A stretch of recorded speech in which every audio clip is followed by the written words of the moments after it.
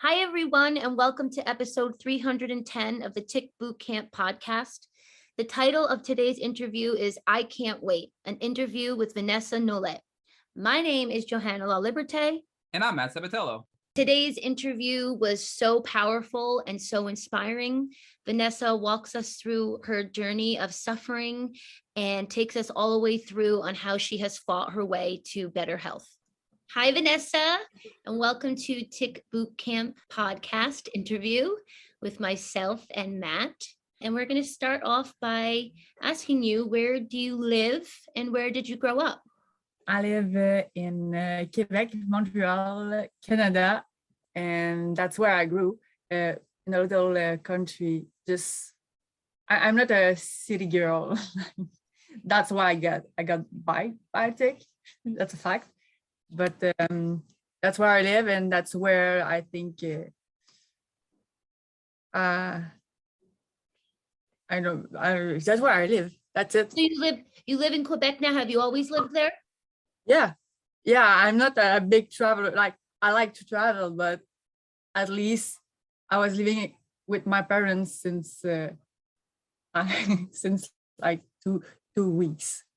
I'm just living in my in the cottage, so I'm taking care of it because my mom is sick, so I can have a normal life in the cottage, but also taking care of while she's sick, and we have many things to care of.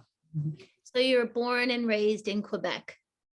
Yeah, totally Quebecer. Like, Well, all my family, we have some Portuguese or something like that, but also well, that's amazing. We're able to connect through, social media platforms to someone all the way from Quebec. What do you do? Are you able to work now? It's my first month of work since a while. Wow. I never give up working hard on my studying and all the thing I care. It wasn't very easy because I stopped my school for 6 months, I think, since I was sick, and after I restarted school, but after 1, 2, and 3 shut down, I put myself in a handicap program for students. So that helped me to I just received some, I'm just distracted. Well, that's amazing. Yeah. You mentioned I take this program to help me to grow, and that made me like a little bit faith in it. And so my friend is owner of a business that work with the aero space and everything like that, and they have some subvention, so they take me for learning and to work for that. So I'm studying in ill care, but it's also connect with the aerospace because they are in the they push hard in the very, very hard in this is the I don't know this domain I don't know this world. Yeah, exactly, because the healthcare and the aerospace are very connected, at least. Healthcare? Yeah, I'm studying it. Like, I want to fight. That's amazing. And that, my next question, I would say, you mentioned like not giving up on what you cared about. Were there any dreams and goals that you were having or pursuing before you got sick? For sure, I have a lot, because I was the one that just do everything. Like, it's also a joke in my home. Like, she's the Mrs. Right, and she's doing everything. She's the Miss Popular, as this one that having the life not easy, because I have a sister with disabilities and all the thing on my out, but at school was easy. but I also keep my brain, and that's the most important thing with my doctor. But all the thing with the sports, like I have someday you have to let it go. You have to just look at yourself and what I could do to get better, and that was the part I have to let go. The goal I have to just I can I think I'm looking good, but it was a moment I wasn't, and I couldn't do anything. So, but I was qualified for national compete, and I have to let it go. I have to let it go my passion for flag football, for so many things. Like every day it's a choice, like, do I want to have so much pain, or do I want to live? Do I want to just accept that? And just a day in a boat, like if I think about the windsurf, wake surf, it's like thinking about, do I want to surf or not? Do my passion, because I'm a sportive. Like I was on my bed at the hospital with my elastic and just trying to, I was like, oh, maybe I don't feel my legs, but I will. you don't gonna take them away from me. I'm working on to make my goal and realize it, but just another way, I think. So prior to being sick, it sounds like a lot of your goals were athletic or dreams that you I have goals like for my, even for my work, but I know maybe I would not be able to do what I'm studying to, like full time, or the place I want to be. I think I will, because I know my limits, and that's what I want. And honestly, it's doing good, like finishing my bachelor and starting to work. Everything's doing at home, so that helps so much. And with my new medication, that helped with my concentration, Alzheimer, forgetting, and everything. But if you want to talk about the goal, family goal, I have a little, in fact, a big part of letting go of family. Like I have the SAMA too. I we discovered that I don't have only Lyme disease. It just make worse the SAMA and everything, dysautonomia. So everything, every time I get down, it get worse, and I don't want to give this to my child. Vanessa, you mean POTS, right? So dysautonomia or POTS, right? So when you move from a laying down position and sit up, you have issues, right? So I think is that what you're describing? Yeah, because every Lyme disease effect and side effects getting worse every time. I'm getting worse, you know. Every time I just climb the mountain, if I have the little part of me that failed, it's just the Titanic. Like I feel so down that every time it's worse.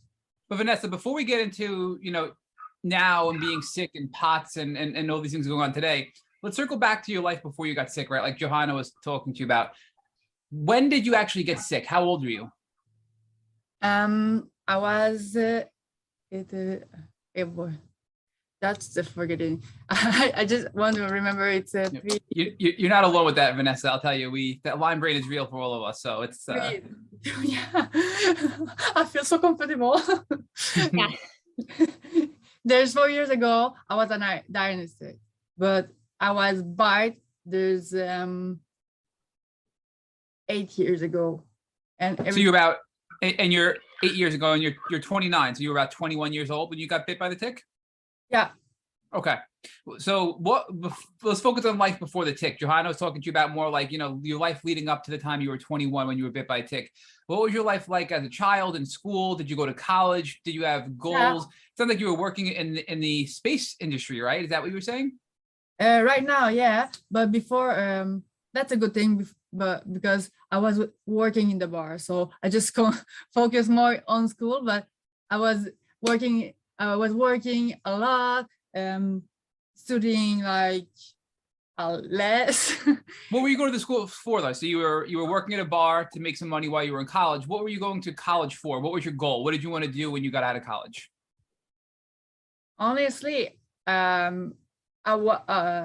did the same thing that I'm doing now. It just I didn't went in healthcare because my sister has disability because she had cancer when she was young, and so all this part I saw my sister just fight for cancer when I was so young. So the choice I made now are literally connect with what I was. It just I have to manage more how I will do it. That's right.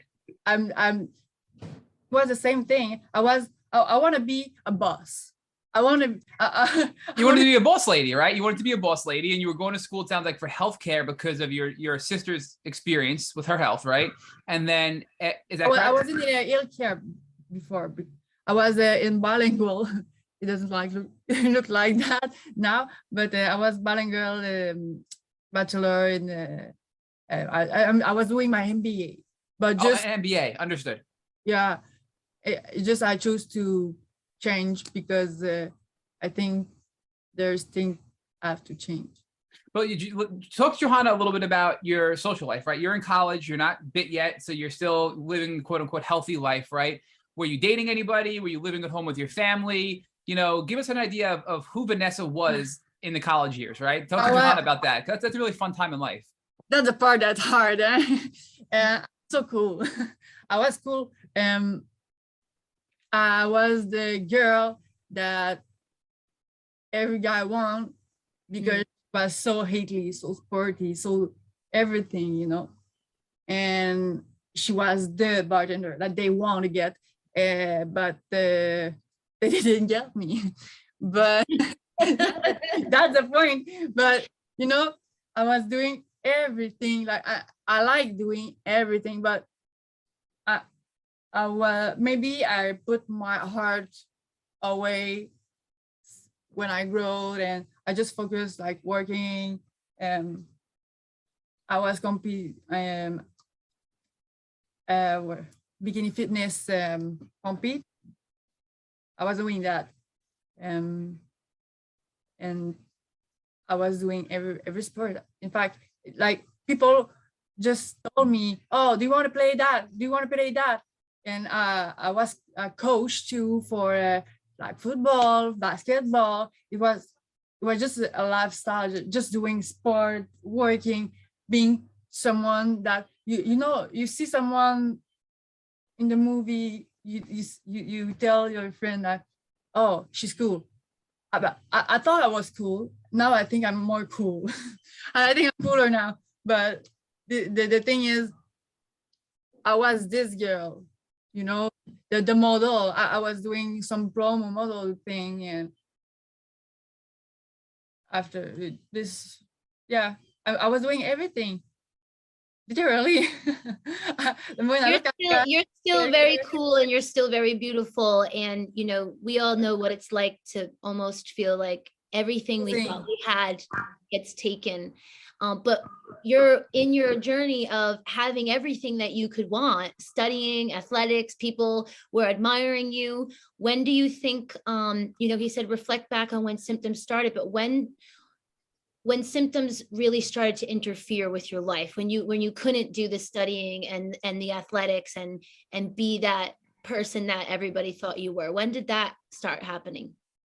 When I realized that I just started like feeling so tired every time I was working, every time I was at school, like the centroid problem. We all know that. Do you know that the centroid, the centroid, is the reason of everything here.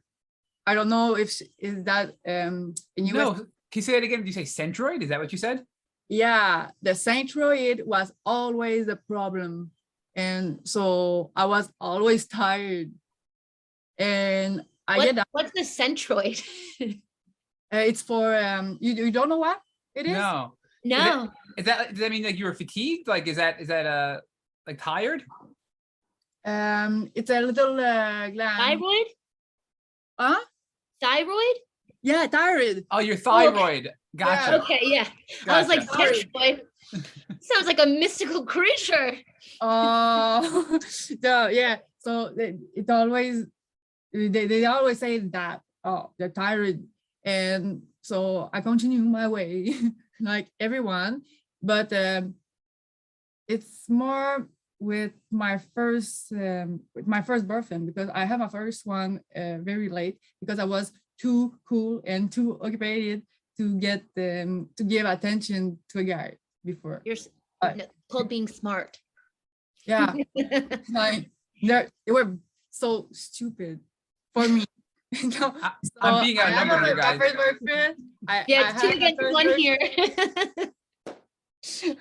Well, I want to stay where you are here in this journey. So it sounds like the first symptom that really interfered with your life was this fatigue, which they were telling you was thyroid. And the ulcer, Ulcers? yeah, every time I went in the water, every time I eat something wrong, like now I know gluten doesn't help, like it worse. But and it was I was tired, the user, and the pain in my joint and my all my body. Like I thought that I started some arthritic problem like younger. And you said before, I think you said you were 21 when you were bit. Do you remember seeing a tick bite or knowing Yeah, you were bit? Yeah, in fact, I didn't thought about it the day I stopped walking, but when after I just find it, and yeah, I have it in my cell phone. Like I remember I did a Spartan race. I liked it so much. Like you just run in dirty way, and it's so cool. So now I can't run. But Vanessa, what made you take a picture of the tick biting you? So you took a photo of it while it was still biting you after you took it off, and what made you do that to record that? No, because I thought that a spider just bite me, and my little sister was a little bit smarter than maybe sometime now.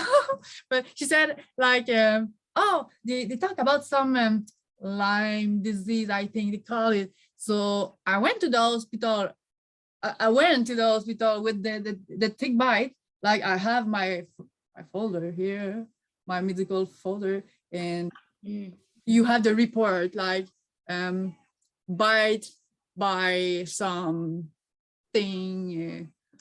Did you have a rash? Did you have a rash from the bite? Like a bullseye rash, yeah, the Lyme rash? like all my leg. It was a 10 centimeter. Yeah. Wow.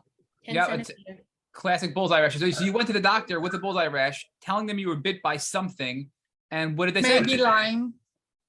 And they say, oh no, it just maybe a spider. Maybe you have some rash, some allergic rash or something like that. I was like, I never had this. But So Vanessa, you went and said, maybe I have Lyme disease. And they said, no, this is some other kind of bite. yeah, and we Ugh. are in a blue, like a darkest blue way, like where the Lyme disease is. You can get the Lyme disease. Yeah. Because in the Montérégie, like it's the place that there's sick everywhere.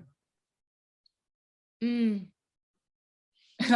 You had a rash, you went there and said, maybe this is Lyme. And they said, no, you're having allergic reaction. So you started getting sick. When they told you that I went to maybe the hospital allergic reaction, after. what did you think? Did you think it was Lyme, or did you trust them as professionals and say, okay, it's not?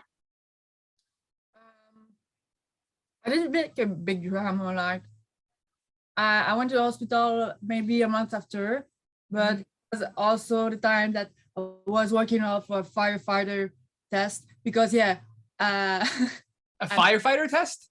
yeah, I want to be like in my life. I always want to be a saver. Okay, Yeah. Mother Teresa. Mother Teresa, yep. Yeah, that's I think any issues. I always want to be. So I've tried this and I've tried the liar thing, but I realize I will be more in the book than with the people, But yeah. So Vanessa, just to clarify, you were a model, you were a bartender, you were into all kinds of sports, right? You were going to school for your MBA, you were running in Spartan races. You're now you're going to become a firefighter because you want to be a saver and you want to help people. I mean, you were extremely multi-talented in a lot of different things that certainly I couldn't do even when I was healthy, right? I mean, that's impressive. And I'm painting. I'm back painting and playing piano and singing now. But painting, piano, and singing as well. Wow. I'm ADHD and my brain works a lot, like too much. But I also wanna keep this thing, and my doctor is very, very. I gave him an advice like, this is the only thing I don't want to lose. This is the only thing that's the most important, because if I could talk with you now, it's because I fight like with the doctor. I think you're such a fighter. And I don't know if Matt heard before, she was saying like one time when she was in the hospital, she said, I might not be able to feel my legs, but she had bands there and she was working out.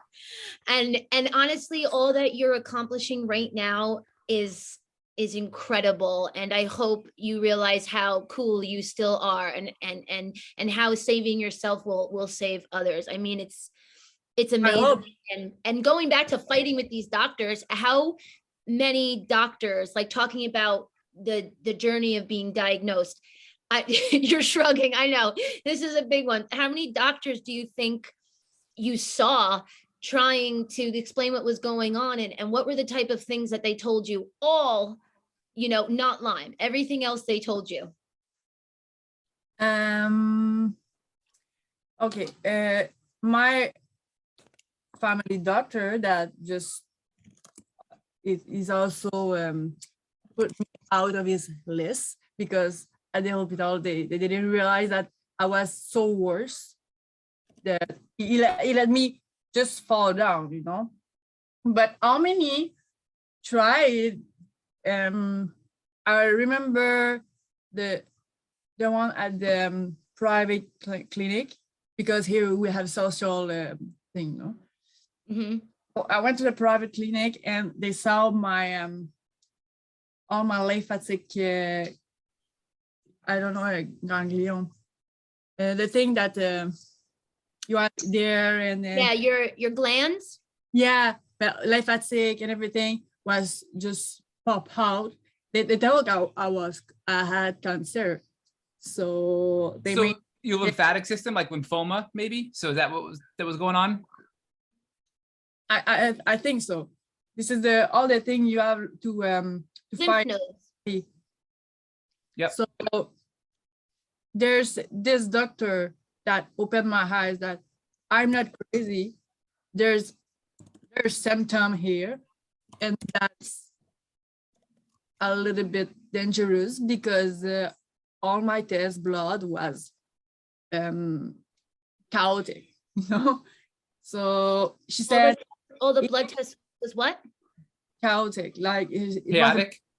Yeah, all the thing was were proved that my body was fighting a lot, like it was terrible. I could. So it was showing that you were fighting an infection. Yeah, and she said, if you don't get it better and you get a little bit worse, you just go to the hospital because you have something and we have to find it. And she made the Lyme test, but we only test for one variant. Yeah, one like strain. Yep. Yeah, they test for one or two. I don't remember, but she thought about it. Like she also talked about it, but she made all the tests, like the genetic test and everything. But with the time, I had to. There's a night, like the pain, just under your breast, the pain. Gallbladder? Yeah, but this the special thing we all have with the Lyme disease, the cramp, the pain that it feels like chest pain, air hunger. Yeah, but it Muscle spasm? knife in the Stabbing pain. yeah, The literally stabbing pain. Yep, that's the night it doesn't stop. And I was also working very bad, this night, like in the morning, I was working and I asked for my employees because I was a director. I was where this jacuzzi, a spa director. Would you say a spa director? Is that? Yeah, is that what you said? I had 30 employees, if it's not more, and I asked my employees to take my computer out of my bag because I was losing my strength, like a hero. I was losing everything. So when I get back home, I feel very bad, and all the symptoms just came worse and worse and worse.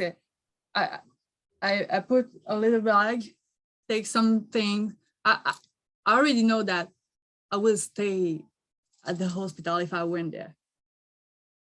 And So were you still in college? Were you working? Were you working full time, managing a spot, and you were still in school, working towards your MBA? Yeah, I was waking up like at 3 or 4 a.m. studying, and after I went to the spa, working. I was a workaholic too, but I really like working. I really like doing something, and for me, school is easy. When I get interest, it's easy. Like I did my health my health rights in a night. I get 19%. Yeah, so you were really into school and you were a very good student, right? But talk to us about when your symptoms got so bad. You said that you were considering going to the hospital. You were working. You could barely have strength to even get your laptop out of your bag. What other symptoms were you having? Obviously, you said you had fatigue, ulcers, joint pain. Give us an idea of how much sicker you were getting. The spasm. I was always on spasm. Like the parking was always there, but my body, like all my body was spasming. It was a joke because my friend always said, "Oh, you need like the baby thing. You put the collar for the baby." Because I was a mess when I was heating, when I tried to heat, and I've lost. Oh, like a bib, like a bib for a baby, right? Yeah. Spill food on you. I couldn't even eat without doing some spots because I was shaking too much, and I have so much pain. I remember how the light was hard, and I remember that the few last day I couldn't recognize myself. Even I was working, and I never had this feeling of being depressed, but I didn't recognize myself. I didn't recognize why I was so angry about everything for nothing. Like Lyme rage, right? They call it Lyme rage, where you just have like this unnatural rage and anger, and they call that Lyme rage. Yep.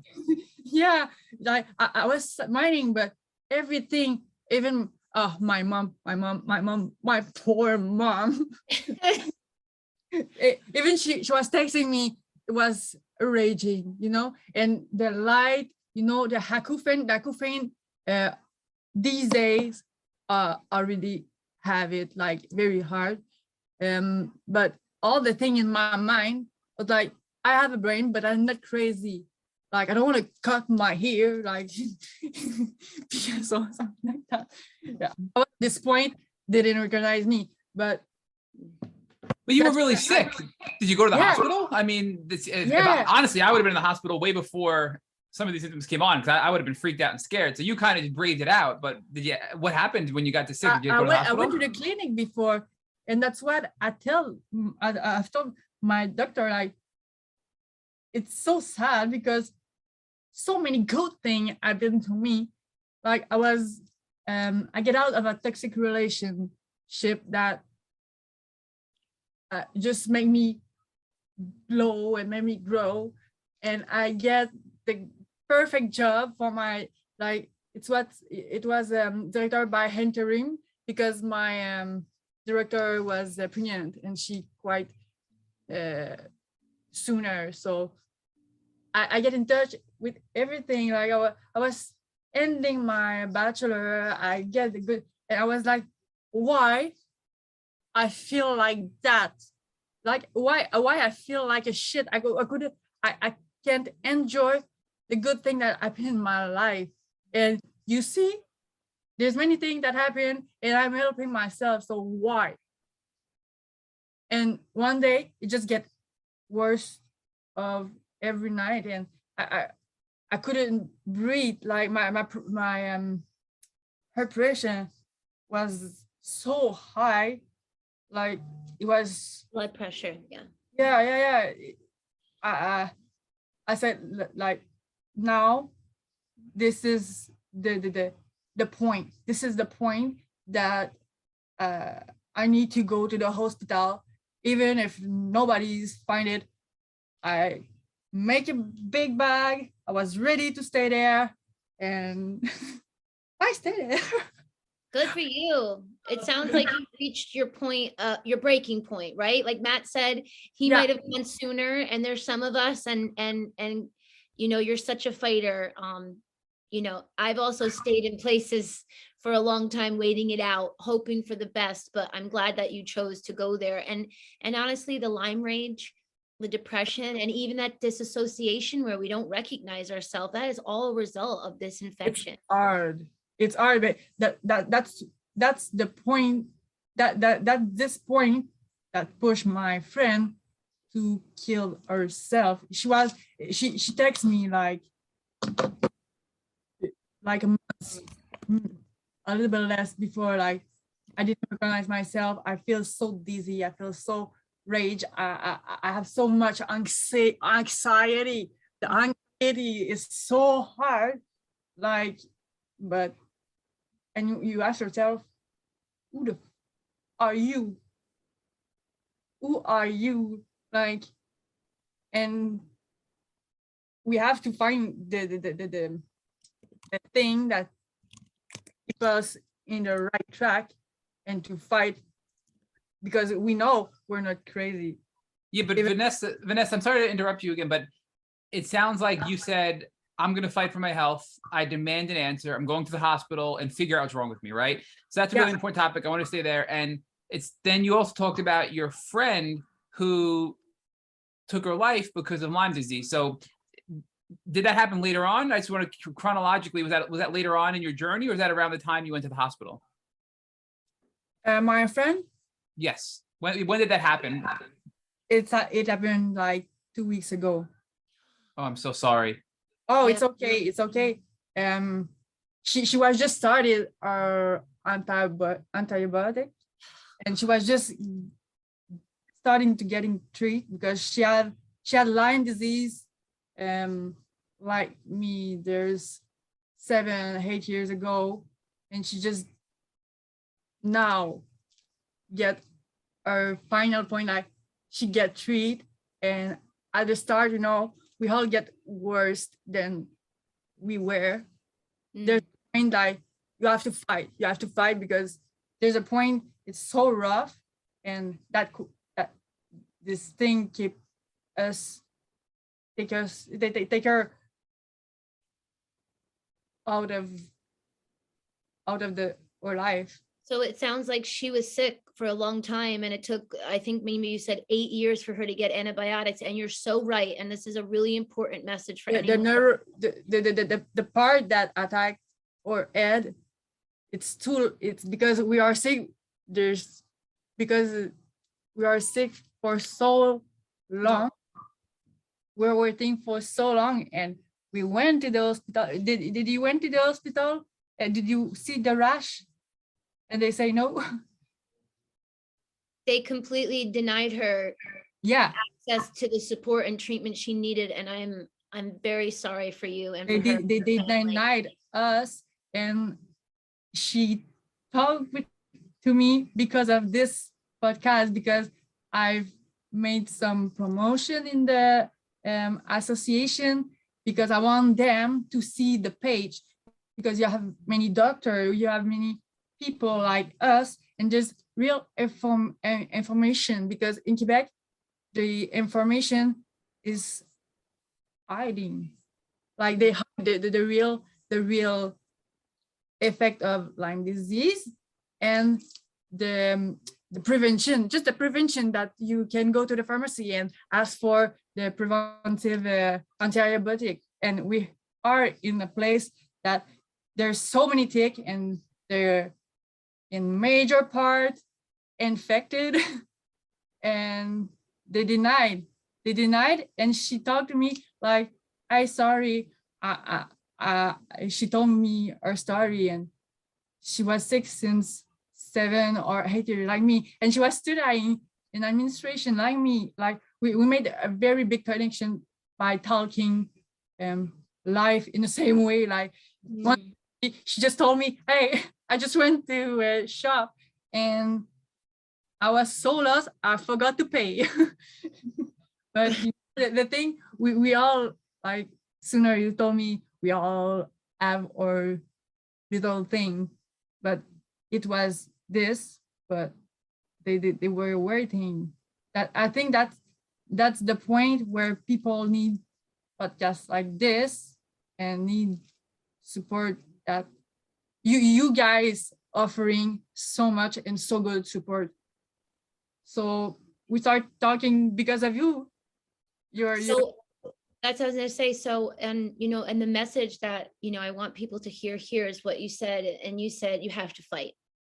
And you said it gets worse before it gets better. And especially when you're sick for so long, and then she started antibiotics, and all of those symptoms enhance because you're herxing, right? And what you just said is really profound. And you said you have to fight. And I'm just so heartbroken that your friend could have been our friend, and we weren't there to give her that support. She was 22. Like it's rare that I'm not crying, just because today I decided to just, I know today she's very proud of what happened, because she was like me, Mother Teresa. And there's many things that changing. I think they also talk about us. That's the first thing. And our dad fight for us, and he's a grown man, so that helped us. But I think there's no information about the fact that you get worse when you start taking your medication, when you start to get treated, and you have to just fight and choose life, because there's faith, there's hope. See, me, we met because of you, and she changed my life forever, and we all have the little, I think we could make a little spark in every life. You're a game changer, at least. I didn't know you before you talked to me, and now I'm just like, every time, oh yeah, there's good information, and I want them to see that, because there's real information. You have doctor that talking about it. Me, I'm the one with the doctor. I have Amir Kadir. I have the doctor that could treat Lyme disease. So I'm the one that they ask for help. This is not the only one. Since that, there's many girls that asking for help. Just because, you know, your physics just get worse. And when you're sick, you lose yourself at first. You lose your mind. You lose your appearance. You have to live with some changing every day. It's you lose everything, and you have to just get the one thing that keeps you alive. I think that you know, I hear such passion and enthusiasm in you, and it's actually coming from a place of suffering, which is really beautiful.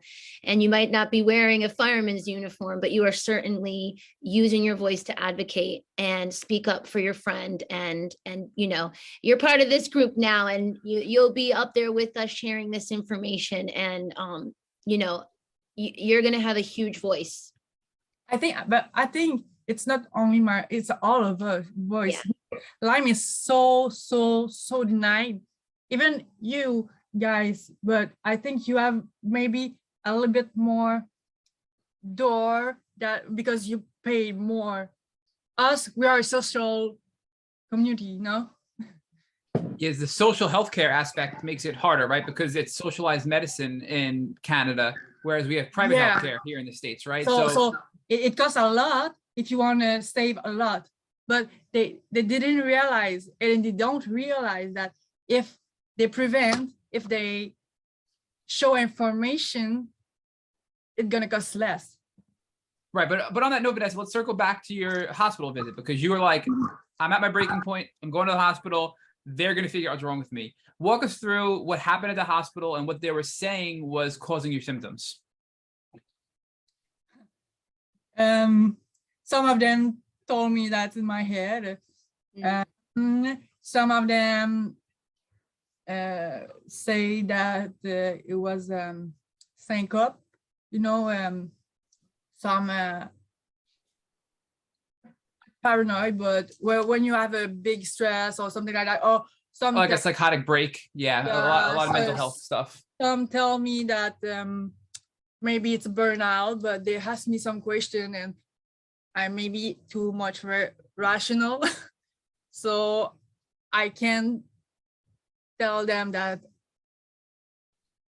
to look in their book and to look my test, and they will see there's something wrong. They make me I've met so many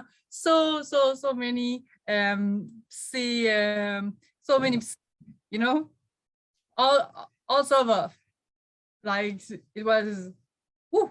So every doctor you're seeing in this hospital is telling you in one way, shape, or form, it's in your head. You're psychotic, you're stressed, you're burnt out. Maybe a trauma, maybe some other disease. They look for lupus, you know. They look for Did you say autoimmune and lupus? Is that what you said? Yeah, and some autoimmune disease, because I also have ulcer and high pressure. And the thing was it was so weird because sometimes my body just went so, it was burning, like literally burning everywhere. My skin was like if she was in fire, okay? But and they touched myself like, okay, she's so hot, and my body's temperature just fall down. I was burning, but I was colder. It's such a, but that I have one doctor that I think this is a moment that changed my life too. I remember the December 31, I think it 2018 or 19. So New Year's Eve. Yeah.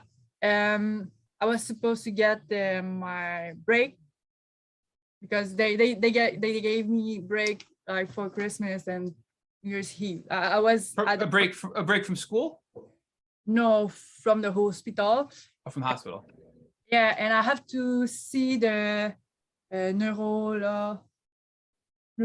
Neurologist? Yeah, Wait, how long were you in the hospital for? 1 month else. 1 month and a half. Yeah, the first time, yeah. And So when you went in at your breaking point, they were kind of dismissing you, but they did stay because they knew what was wrong. They just didn't want to think it was Lyme. yeah, and they made the test, the Barthelona test. So did they do a Lyme test in the hospital? Did they test for Lyme disease again? For Barthelona, but we don't have hygienics or The something like that. bacteria. And honestly, the gap, I'm studying in healthcare, and the gap, when I look at my test, you know, if you look at your test, the gap to stay normal is so huge. So if there's something like very, very small, but that shake your body a lot, you couldn't see, even if it's a ALT or something like that. Like I'm working hard on big data for that, but you know, it just they didn't see anything, and I was always like on the side or just a little bit more. But this day, the New Year's Eve, neurologist just look at me, my eyes, when he touched my feet. And the day your feet, like the reflex doesn't work, like you don't feel your feet, because every day my walk was getting worse, and I feel like my leg was like jello, you know. I was walking very, very, like I couldn't walk at least. But these days, this part of my life was the part, like I've seen my feet, they didn't work, and he saw in my eyes like You were scared. what? Like, So you were at the hospital. I'm a runner, I'm a trainer, I'm everything with my leg, but what do you want me to do without? So the neurologist realized you couldn't walk, maybe took into consideration you were a runner, saw that you were scared, and while you were there for a month, were you getting worse? And then this neurologist saw you. So when you actually got diagnosed, what did they diagnose you with? Since the testings are they didn't. They just finally, he put some investigation, but there's I know he wanted to find it, but in the other way, it's hard to take your book, open it, and just searching. And now there's many doctors that hate me, but this is the reality. Yep. When you have a patient that lose the capacity of walking, there's a problem, and you can say that, oh, we're gonna give you your break from the hospital after the month and a half, and just letting you go with many pills of painful pills and everything like that. You know, we all know the story of everyone.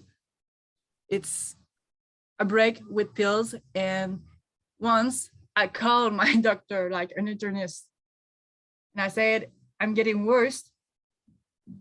Like we just put more and more and more in the medication for the pain, and I'm getting worse. There's a problem, you know, there's a fucking problem. And he said, you're not the only patient I have. So I was so much rager. I so much anger. But I said to my mom, like, there's no fucking way. My sister had a bad diagnostic. They said that my mom should give her less candy while she had lymphatic cerebral cancer with over 20 cells, cancer cells. Mm. She's a miracle in Saint Justine because of her. Now there's radiotherapy during the weekend because she couldn't stay alive without. And my dad have some contact to change it. So I just take all of my things.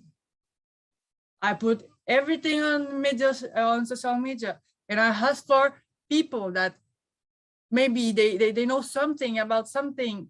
You know, we start researching.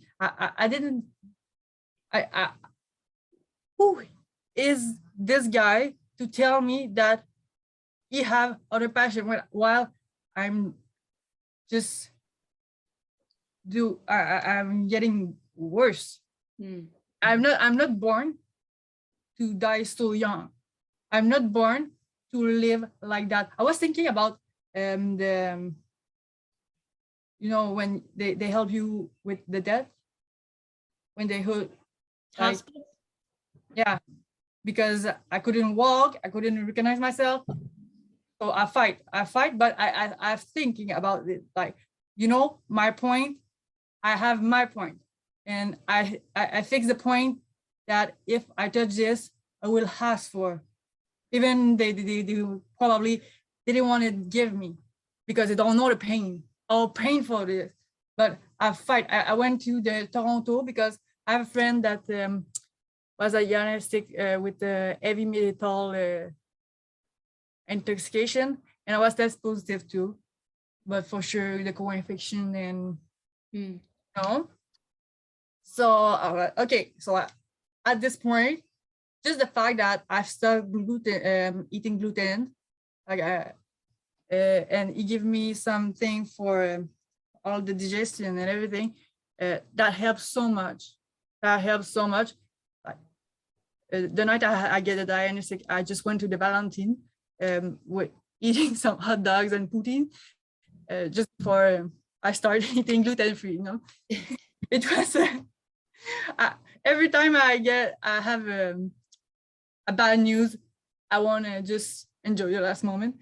This is stupid, but yeah. The last meal, and you and I hot went dogs and pudding. yeah, and I went there, and that helped me so much. And the friends of my father, like when I was young, said, "Hey, do you know the Lyme disease? The Lyme. There's 8 years ago they talk about. I've heard this word, but I wasn't thinking I have that. No, I was just thinking that I have something crazy in me, but not the Lyme disease. So I went. I've seen so much specialists here while I was looking for something, and he came with this theory that maybe I could have this, and I did the test of just diagnostic a little bit yourself. The one from arthritis. Like a clinical diagnosis from a doctor, like based on your symptoms. But the one you could make with from arthritis. I'm not good to say his name. The doctor. Oh, Dr. Horowitz. Is that who you're talking about? Yeah. The Dr. Horowitz and his questionnaire, right? His MSIDS questionnaire. So he sent me that. Oh shit! I have all the symptoms except the facial paralysis. Like, but my mouth was spasming a lot. This is only symptom I didn't have. I was a little bit happy, but I was a little bit scared too because they don't want to help me here. They didn't want to hear about it. They said, "Oh, we made the test, blah, blah, blah, blah, blah, blah, blah, blah. Yeah, right." So we called machine. I've called her, and my mom said, "Oh, he's gonna cut," and we talk about my life. We're gonna go there, but it's just like 1 hours from here. Like I'm just across the border, so. So I think Vanessa, I'm sorry to interrupt. So all these doctors in Canada didn't want to believe you had chronic Lyme disease, didn't even want to believe you had Lyme disease at all. And it kept getting brought back up. You got the Dr. Harrod's questionnaire. You had almost every single symptom on there for Lyme disease, but the Canadian doctor simply didn't want to accept it. So I think you're saying you found Dr. Maureen McShane, right? Is that who you found? Yeah. Dr. Maureen McShane. And she's in New York, right? Pittsburgh, New York, right across the border from Canada to New York, right? Yeah. We just she's my neighborhood. Yes. I went there, and how did you find her though? How'd you find Dr. McShane, and what made you go see her of all the people? Because Dr. Horowitz is in upstate New York also, right? Dr. Cameron is another Lyme litter doctor. So I'm curious how you found Dr. McShane and landed on her. Because my father's friend told me that she was the more close I could have, and I've read a little bit on her because she had Lyme too died before. That's why she decided to be a doctor for Lyme disease.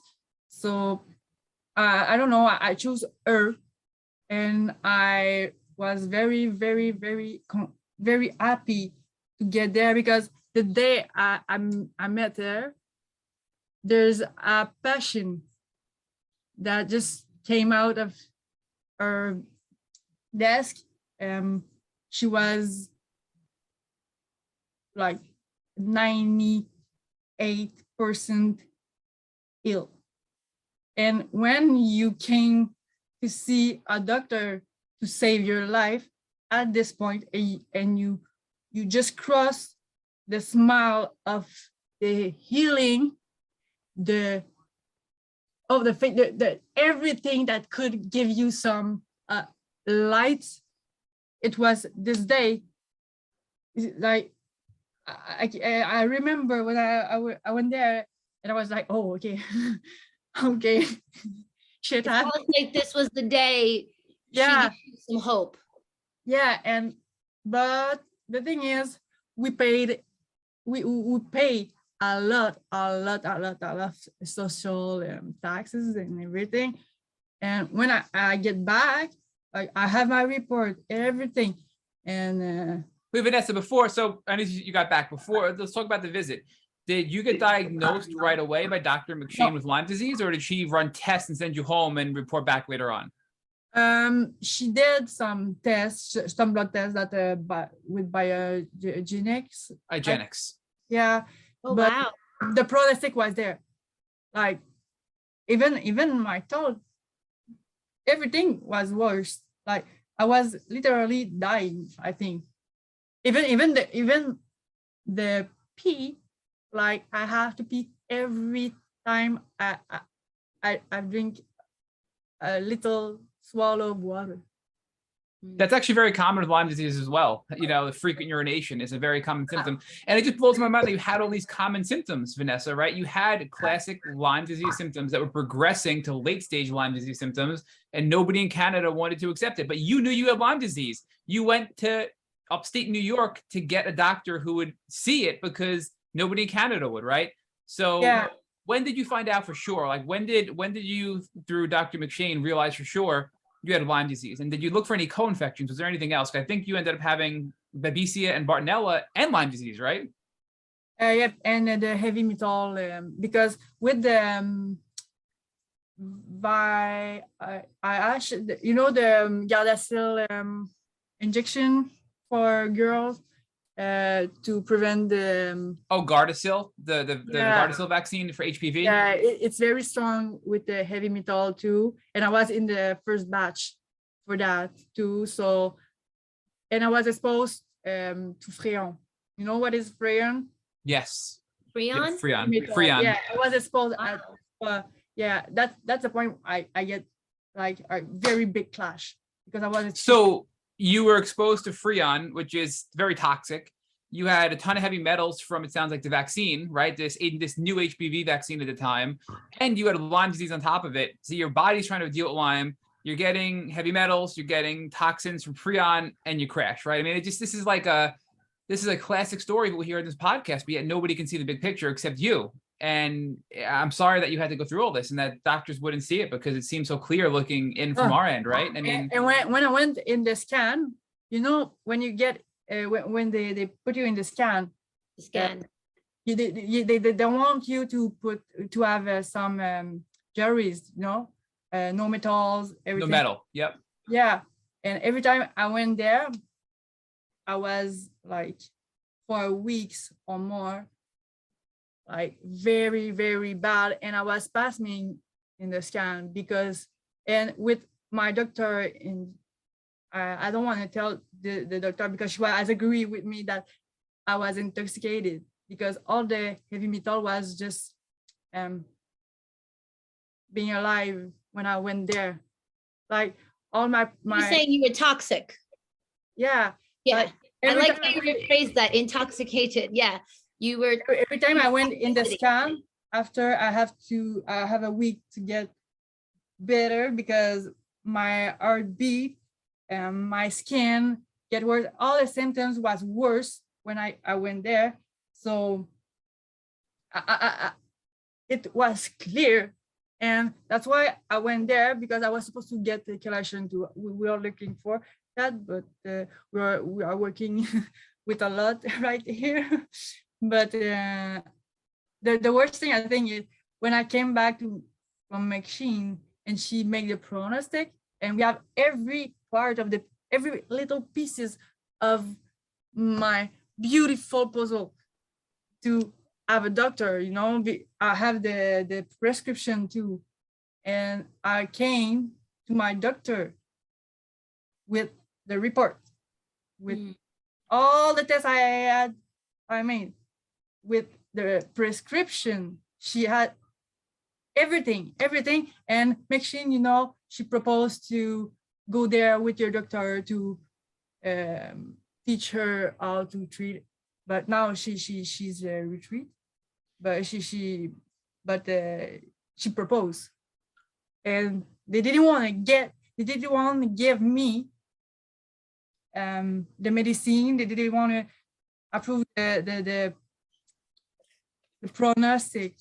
And at this point, I was so disgusting about the system, because they have everything. They have everything to cover, like with everybody. Like if they ask you a question, you have everything. I just want to get healed. Like I put my life on the table. If you find it dangerous, I don't fucking care. Like it's when you play blackjack or something like that, sometimes you have to go all in, because if you don't, you'll fail anyway. And I was at this point. Looking myself, just fading, falling apart. And I've worked. I write a big letter to the doctor that I have now, and this is the most. I don't know how to describe this doctor, because he pound the pots too. He's fighting for SAMA. He's fighting for every disease that we could see with Lyme.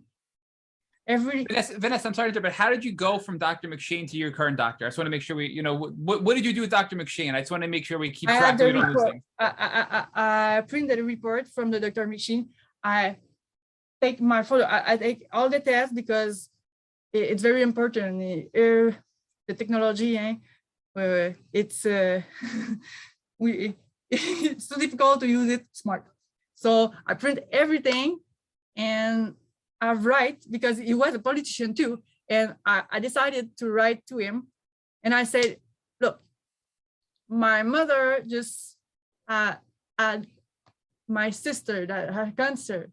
She put many money in that too, because it wasn't it was a special cancer. Anyways, she fight a lot for her. Like I think the couple of my parents just broke right away, right at this point. But now they're not together. But the thing is, my family was falling apart. I have a sister with disability. I will have to take care of her eventually, because now my mother wasn't sick at this point, but now she's sick. But we paid so much, and we don't just pay with the money. We've paid with all of our art. My mom is a good heart, and I don't think I don't think I deserve to die just because nobody's wanna treat me. And I don't think it's logical to pay, like, it's around 45K when you're sick since a while to get healed, when here we pay taxes. We pay taxes to get healed. And I have everything to get treated. And at first, it was someone, he gave my letter, like I wrote a big letter to discuss about my point and maybe to be heard by someone. And he gave my letter to our secretary. She called me like, oh, you have a year to wait, maybe off. But I didn't take it for an answer. I'm sorry. At this point, it's not an answer. Even they answer me and I know it's treating, 1 year is too late. I don't know where I will be. So I write to him again and just describe every point where I was at this point. And I say, if I'm waiting more, I don't know where I will be. But I know one thing, I'm thinking about getting help to kill myself like properly. But I didn't want to live like 1 year. And I don't know if my head could be there if it didn't take me, because at this point I said, I have everything with me. I promise I have everything. I have everything from Quebec. I have everything. I have the report from my chin, and the report from my chin. I didn't mention it, I think, in the first letter, and me, I put more the on it, but he decided to call me back and he said, I'll see you in a month. Wow. Wow. So I just want to say here, to build on what Matt was saying, that was so suspenseful, by the way. Seriously. Like, to build on what Matt said, it's like, how'd you go with a Lyme literate doctor in upstate New York? That's your primary. And basically what you're saying is a problem that's for all of us. We can't afford to pay for these out-of-pocket Lyme literate doctors. So we go to them, we exhaust our finances, and then we go back hoping that our primaries that would go through your socialistic medical system or for hours through insurance. And then you went back to them with everything you need, and they said it's going to be a year, and you said, I might not make it. And that is so scary to say that, because it could be used against you. And I'm so proud of you and so happy of you that you said that. Like, you literally said, I might not. didn't have the choice. I didn't have the choice. And there's many people that could fight more, because when you fight, when you look at them, when you prove that, it just, I think it just so sad that people, and literally look at all the system, even if it's USA here, and they say no with everything, and you think we could wait. But you know what did, you know what could did. And now I know more than I thought I know, because when I look at this, I find myself so strong. Like when my friend died, I realized I was strong. But when you're 22, when you're 15, we don't know how old the people will have, but 1 year could, one year could change a life. Yeah. Could change, because if if I didn't say that, maybe I couldn't be there, or I could be there, but with more side effects. Like, You know, I really love what you said, and I'm going to take that with me and share it with others, because as you were talking and listeners can't see, you held up that pamphlet to represent your friend, and you said, I can't wait. And that is that's a really important statement that all of us need to think of your friend who was in our community who took her life, because the answer was, I can't wait. And yeah, that, they wait so much. They yeah, wait too much for her. Like, because the worst thing is, both we are a lot that are sportive, like we have healthy lifestyle. I don't say that we all eat veggies or something like that, but we are people doing something, because if you go outside and you get bite by tight, some people was just doing hiking, okay? And I don't know how to say it, because I want to say that properly. This is my we don't know the person, and we also lose ourselves. Well, we also have so much pain. And like my doctor said too, like, it's not because we look so that's what how I want to say. We look so healthy, even if we are not. Even we if look healthy, even if we're not. Yeah. even if we have black eyes, if nobody see that we don't sleep for 2-3 days because our head are just fucked up. It's not because we're young. It's not because we are looking like very cool and very nice and we are smiling. There's no pain inside. Because it's not because you're young, you don't deserve the good help, the good treatment. It's not, you don't have to be an old guy smoking cigarettes to get treated. Because Exactly. many doctors just don't want to treat us first just because we're young. Right. And Matt has said this before, you know, if somebody went into an emergency with a broken arm, they would say they should treat it. But we are kind of in the realm of invisible disease, and we become fighters, and we smile and we're fighting. And I really, you know, I like what you're saying, because She was always smiling. She was, yeah, we're like friendly as Samya, you know, when we're doing this. But it's not because you're young. It's not because you're doing your school. It's not because you're not complaining about your pain every day.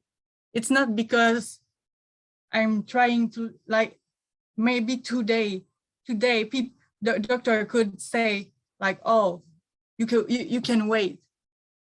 But the people doesn't understand what Lyme does.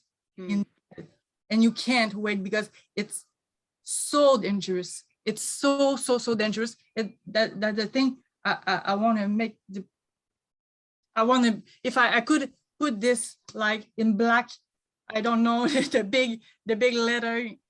The thing is, they don't realize how it affects the head. Other ways that we are completely like by ourselves. yeah. We are suffering and we are losing ourselves. And I think it's literally criminal to let young, old people going away of this office with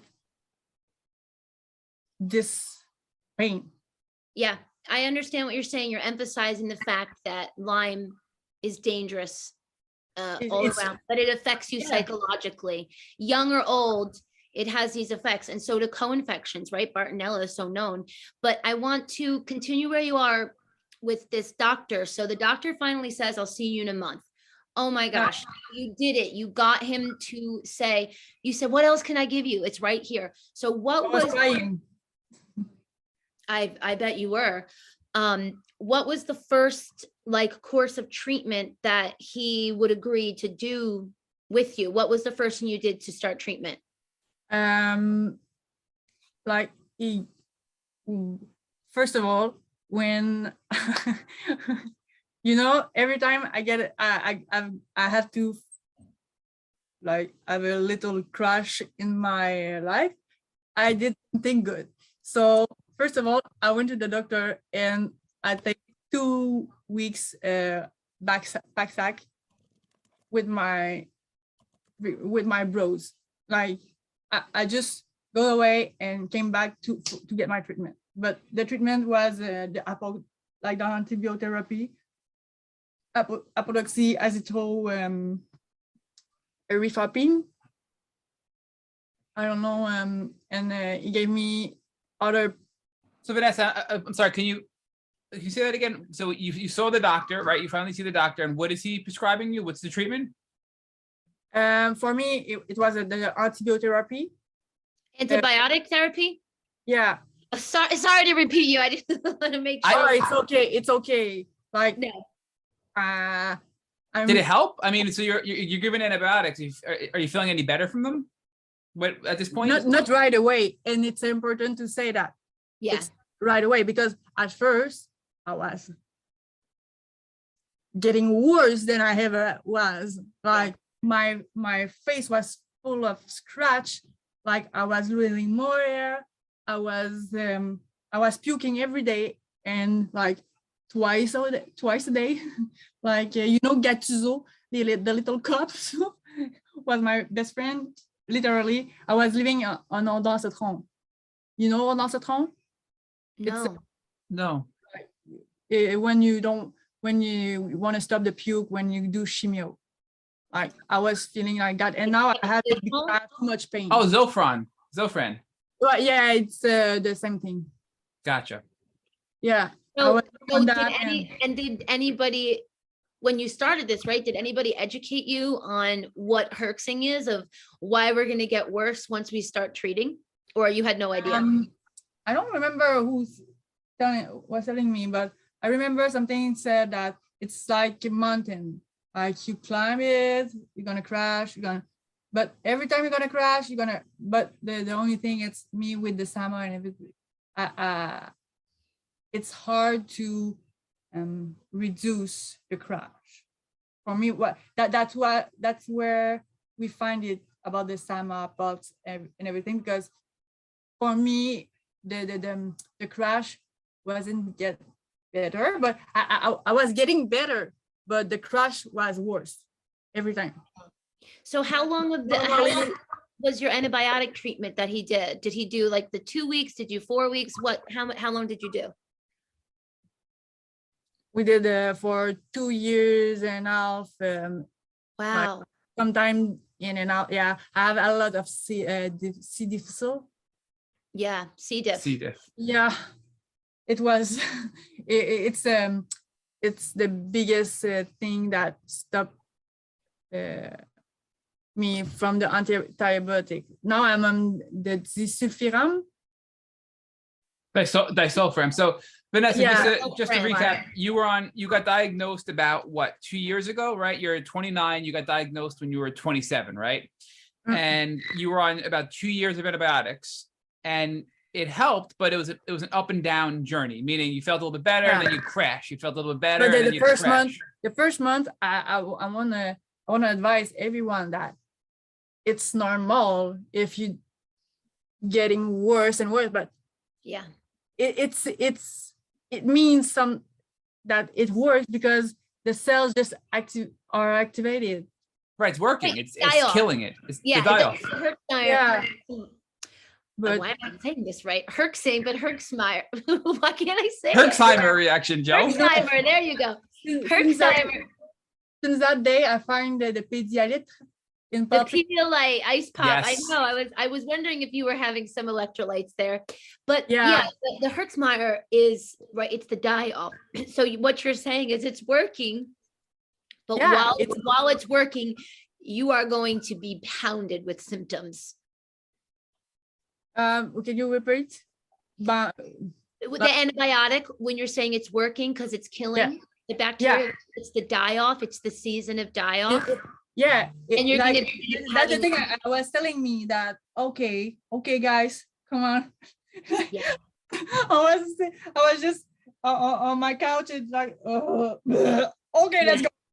I was literally like sleeping just across the toilet and like living the best life with my pediatrician and my friend, and just like hoping that something of it. But after the first 3 months, I've started seeing some change, and like maybe after a month too, but some getting worse, very, very, very worse. But after everything get better, like, and every time you did something or you realize, oh, okay, now I can put off my glasses. I don't have to wear sunglasses every day. I don't have a coughing every day. I don't have headache every day.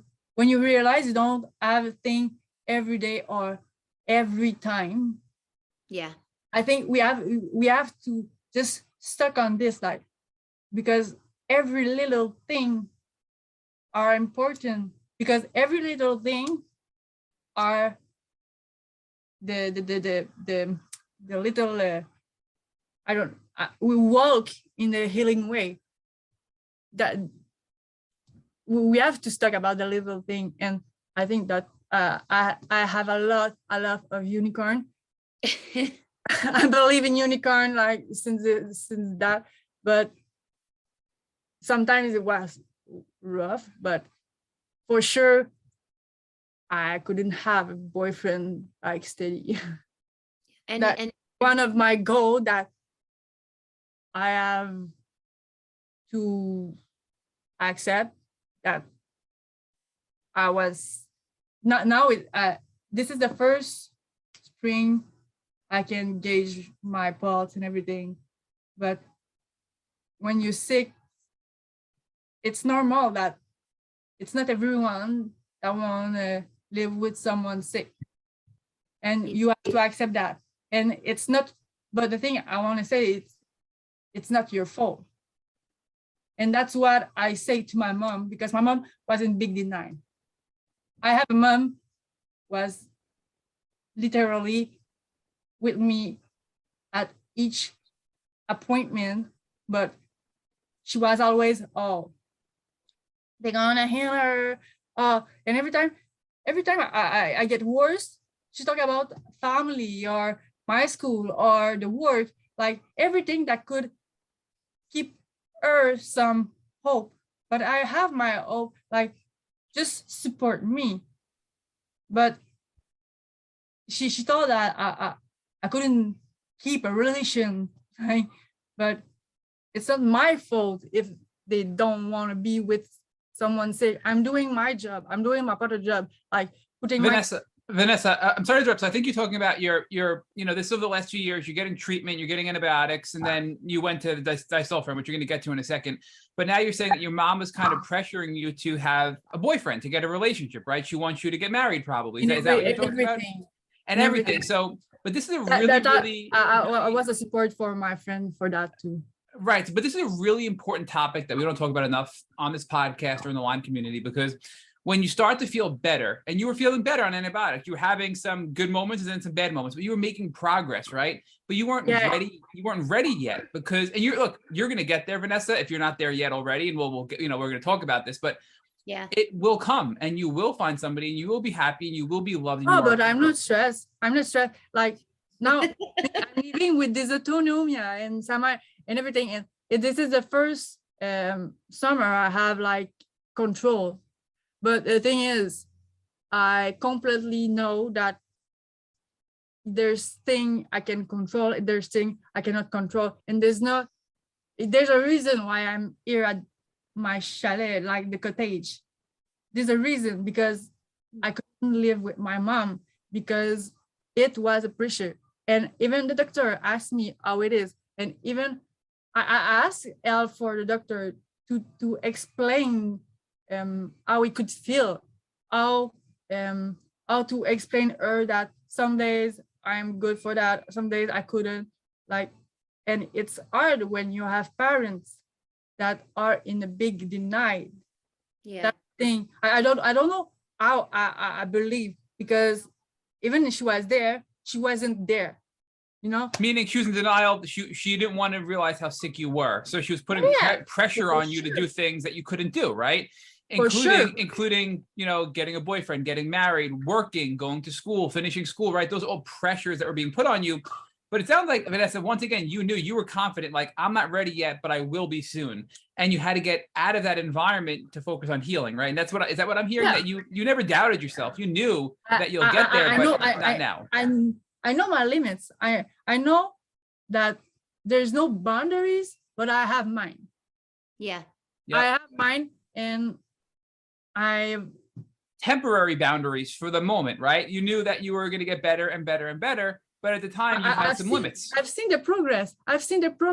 And I know that my brain work a lot. Like, I'm not stupid, and I know that people sometimes don't want to be with some sick people, and I'm the first that I don't even try.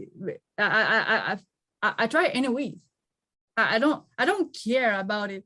Like, this is my life, and if I have to live every day with something different, it's not because I'm different that I don't deserve love. I don't deserve to live a life. Like, I just have to make it happen in another way. Have you seen 5 Feet Apart? No. 5 Feet Apart? Is it a movie? Yeah, and I think every limit, it's about fibrose, the cystic fibrose. Cystic fibrosis. Yeah, exactly. But there are autoimmune too, and there's many things that could be. It's like a romantic movie, and it has to do with illness. Yeah, but the part is the part no romantic, like the part when her friend died. The part when her friend died, and she just decided to take her fucking disease with her. Like, so many times we said that we fight Lyme disease, but thing is, we don't have to fight Lyme disease. We have to heal. We have to find treatment. But if you ever fight Lyme disease every day, you fight with yourself every day. You have to take it with you and just live the life. Like, with every step the treatment get you, but it's gonna be also with you for a long time, and it change you. Like, you have to see every beautiful thing that I think every limits are more beautiful inside since they get this. That we met so many human people that I think we are more human for so many points that people couldn't see. We've seen death. We've seen so many things that we are lucky to see and to be a better person. So we have to take it with us and just be this better person, I think. I mean, you're finding the beauty in Lyme, Vanessa, which is so powerful because it's so hard to do that. And you've made progress. You know, you still have things that you're dealing with, but you're living your life. You're happy. You're doing what you need. You're doing what you can do. You're focusing on healing. You're getting rid of that whole fighting, stressful mentality, and you want to heal. You're going to heal. You are healing, and you're going to continue to heal, right? And that's a beautiful way to describe where you are right now. And Johanna is going to speak with you about, you know, how you feel now and you know, why your life is better because of Lyme and how you're now networking and helping others in the Lyme community. But I do want to focus on, you know, so we talked about the antibiotics for last 2 years, and it sounds like most recently you're now on disulfiram. So talk to us about that, because we've heard a lot of good things about disulfiram. We've heard some people tell us that they had some bad side effects and they had to stop. But share with us why you stopped antibiotics and went to disulfiram, and how it's been, on disulfiram most recently. The antibiotic just getting me worse because my system was just too scratchy inside.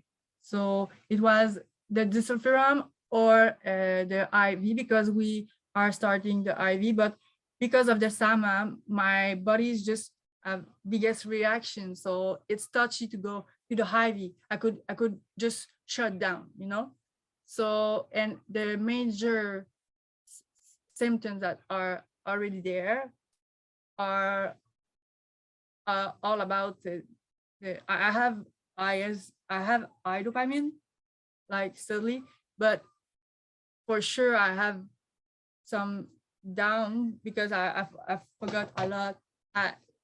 Like right now I'm looking for my word because I'm emotive, I'm stressed. I want to say the good thing, but the disulfiram, I've heard many bad things, and honestly, it's a bad week after, when your system just like it play with your brain chemistry. So you have to get ready. You have to be strong enough too, and you have to get support if you don't have, for sure. But after a week, I just realized that, oh, okay, my consulta, like, it works. Like today, I can work now. I can have a conversation like without forgetting what I was saying like 2 minutes ago. I can have Korean. I can have daily conversation with people. I can talk in English, even I'm looking for my word because I'm stressed. But I couldn't do that like 2 months ago. Wow. 2 months ago, it was already hard to focus on a conversation. I asked for my for my aunt to just read after I was writing some school work, because all my ideas were there, but I didn't have some coordination, Like everything is honestly, it's hard when you start. It's hard. You feel very tired, and I was a little bit scared because I've heard very bad thing about it, and I was just hoping that could work. Because How long has it been, Vanessa? 2 months you've been on it? Yeah. And in 2 months, you've made that much improvement, and you've been sick. I mean, you got sick at 21 and you're 29. So we're talking 8 years of you fighting this. You were diagnosed only 2 years ago, but I mean, that's huge that in 2 months you've made that much progress. I think for you, it sounds like disulfiram was a game changer. Everything about the head, like the neurological symptoms, the acouphene was the worst. Like every time I have a stress, acouphene come here, and every time it's not rare that I wear my sunglasses inside because I have difficulty with that.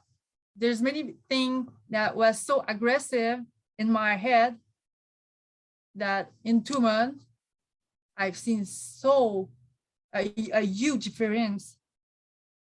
It's incredible, but even when I'm driving, like I can drive and stay focused.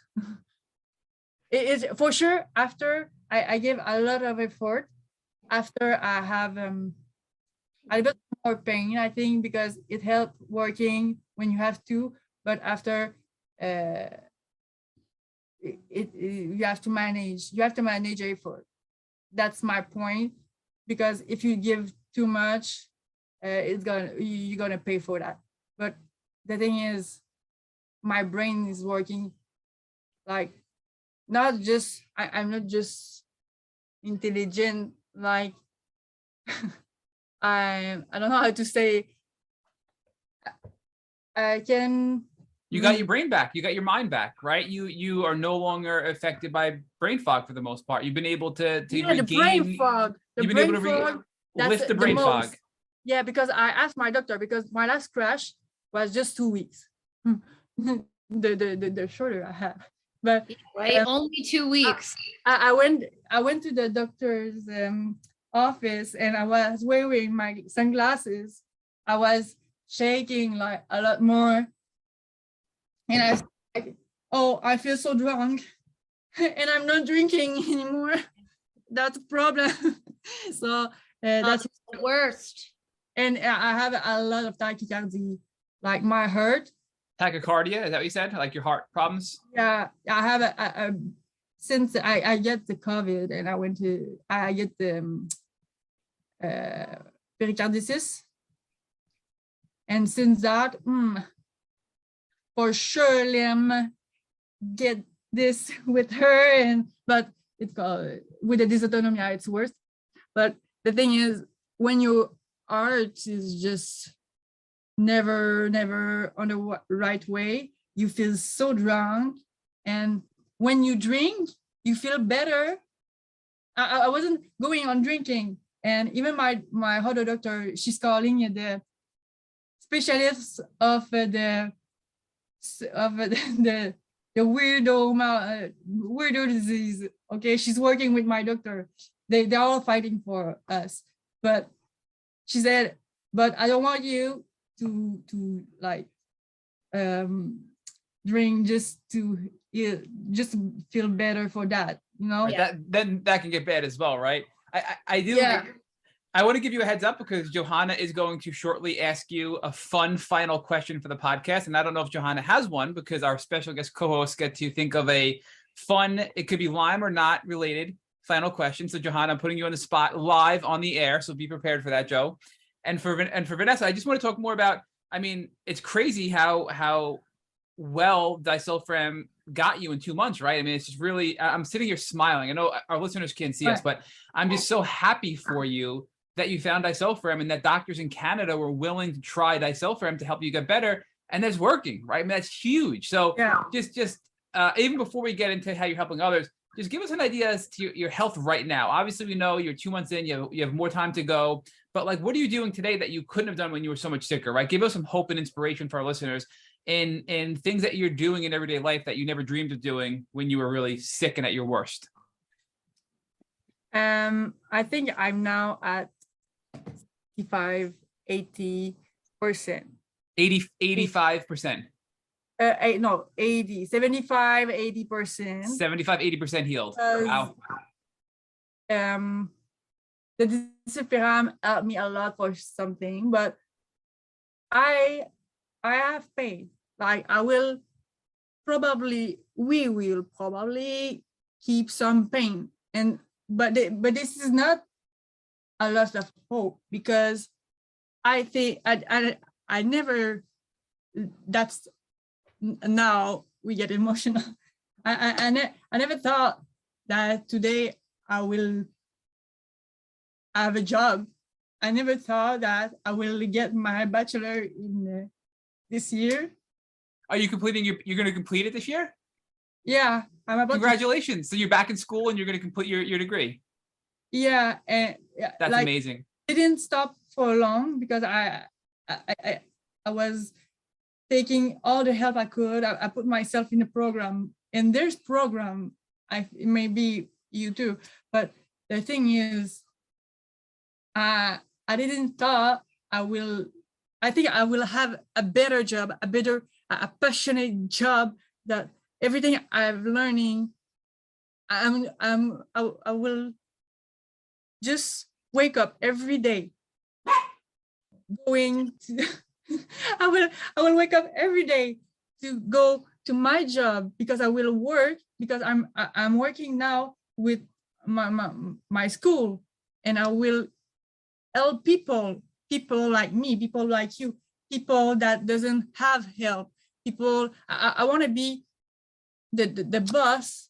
I always have the door open, but I never thought when I wasn't walking, that when I wasn't remembering, when I was living on post-it, that I could have a job, I could end in my bachelor, I could talk about it today.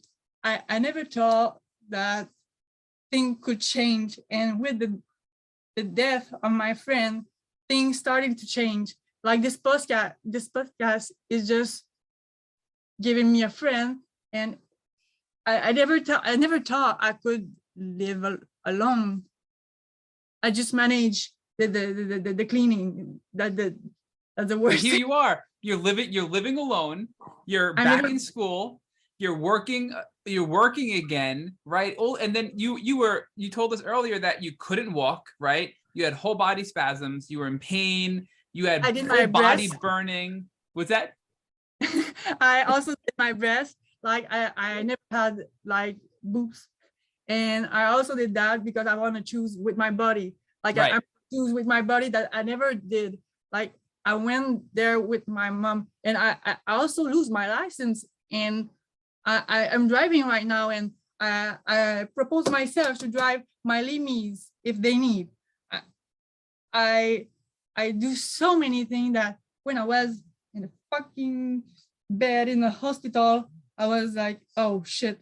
And I'm in the age, and you too, Joanna, that all the people around having kids.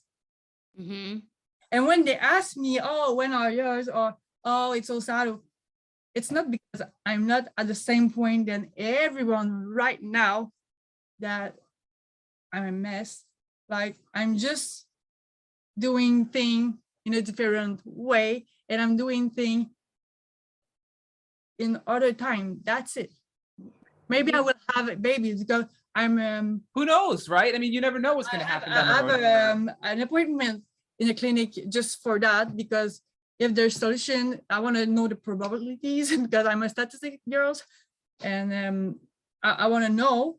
But the thing is, I was trying myself because I was so scared of not having family. I was so scared of not living alone again. I was so scared of being manipulated by all my friends and all the boyfriend I had, because that's the thing. When you're sick, you accept so much. And you have to deal with so much. That's so ridiculous that how people could treat us when we are sick, because we are just looking for just a little bit of love, a little bit of listening. It's stupid like that. And today I can tell my point.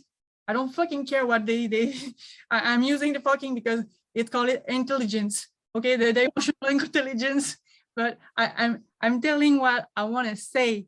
I put my limits, and if you ever just cross the line, you're out of my way. You're out of my life, because there's no way I will accept someone that will cross this line, because there's a disease that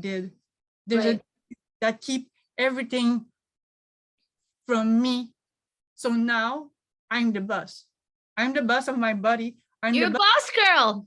It was part of we are the boss. We are the boss, and there's no way I will live with someone that will cross this line. If I'm not enough, then go find someone else.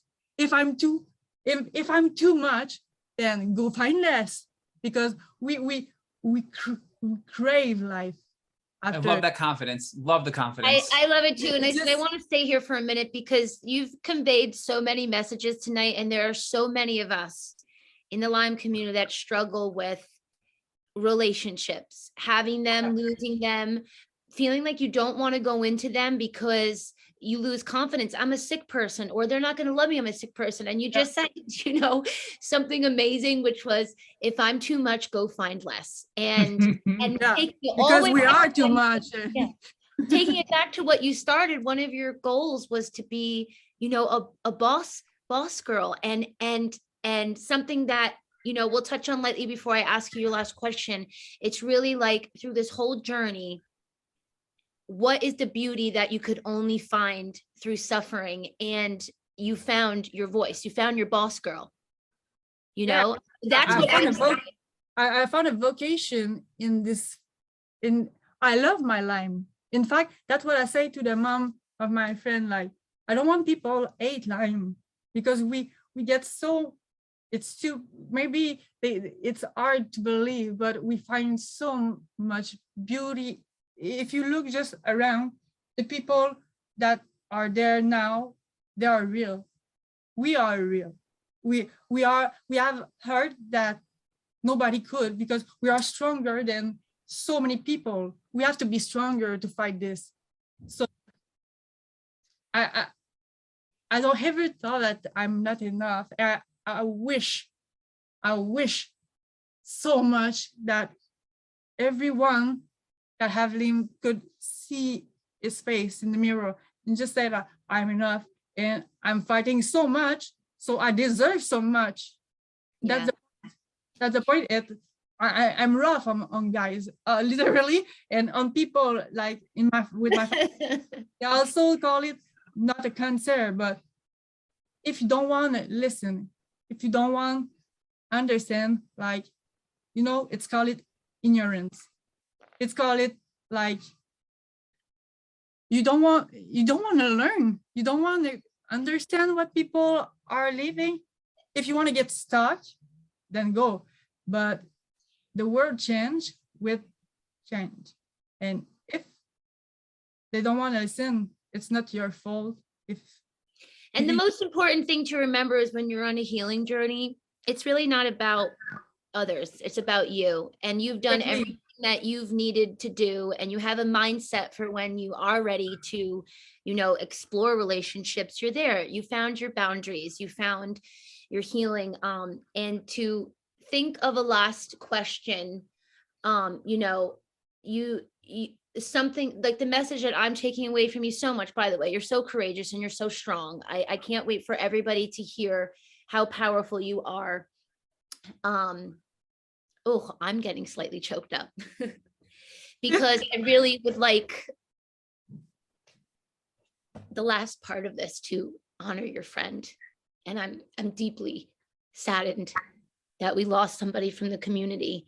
And I feel like your message reminding people to fight, because listen, we've all been there where we've said, I can't do this anymore, you know? Yeah, I know. And you said, I can't wait. And that will stay with me forever now. And I just want to give you an opportunity to close this. You've been so amazing. Anything else that you want to say about your journey, but any way that you can honor your friend who we have sadly lost through this in our community. In fact, you know, if we are talking about her today, it's because she's not a loss. She's something like Lyme that will always stay with us. She's, oh, you know, when I always love the sky. My favorites, like my favorite place is just looking at the stars, and you know, that's a dead thing, but how beautiful she is, the stars. But we just have to remember that she's not a loss. First, she's a stars, like she's shining by her presence in my life. But it's not because she's physically not there that she's not there. She's there in everyone, and she will be always by my side. Like Lyme will always be by our side. And I think we have to love this. We have to take it like a little stars. Like we get the little we get the little stars in us. I want to see the Lyme like a little stars. I want the doctor. I want a doc. If one doc could listen that and see the stars in each person, because yeah, we have to see it beautiful in it, but we're not supposed to wait that to look up in the sky to see the stars, you know? Right. I really love what you said, and we don't have to wait. We're not supposed to wait to look in the sky and just talking alone. we're not supposed to. We have to see the beauty in it, but could they see the beauty in us? Could they see could they see how precious a life is? Even it's Lyme. I know it's a thick bite, but do you know what? The little thing eat the big thing. That they always say no. They always say that they don't when you grow. They say, oh, the little thing don't eat the big thing, but at least they eat some so beautiful thing in this world. They eat so many beautiful people because we became powerful. But the thing is, we could be powerful and help. They're not all strong like us. We have all our strength. We have all our power.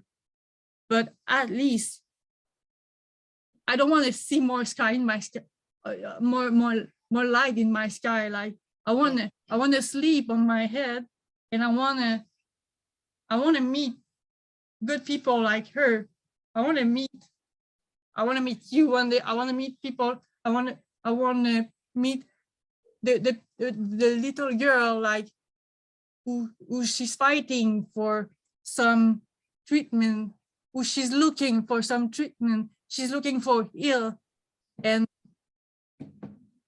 I want to see. No, I don't even know how to say how it's important to don't see the worst in the Lyme disease. There's not just there's so many good things.